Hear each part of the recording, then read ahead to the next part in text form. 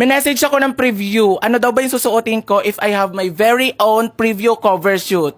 Get dressed with me. For my photo shoot, ito yung outfit na susuotin ko. This is from me. Hindi to galing sa ibang brand. Kaya ako nagawa nito kahit sobrang mahal. Okay, ganito yung itsura niya. Like, bagay na bagay talaga siya kapag pipicturean na ako.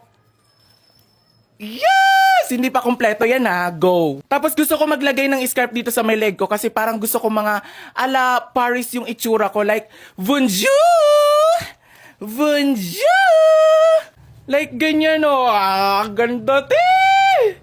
Yes! Hindi tayo magbo-boots dito. Walang boots. Magde-delicious tayo te. Ito yung tinutukoy ko for my shoes, delicious. Asan na ba yung kapares nito? Para magmukha pa tayong expensive, gamitan natin ng napakagandang hat. Like ganito siya oh.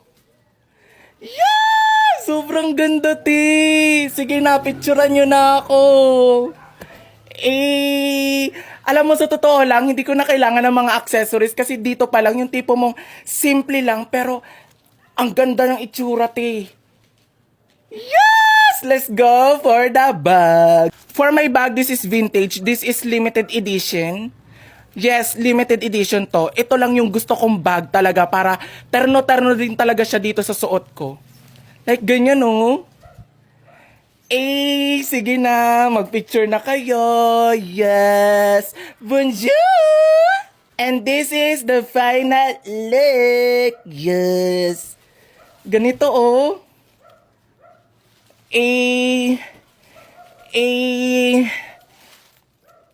Ganitong pose, oh. Tas ganito pa. Tas ganyan pa, oh. Diba?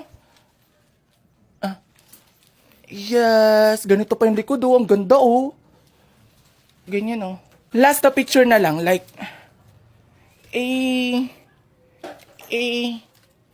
yes.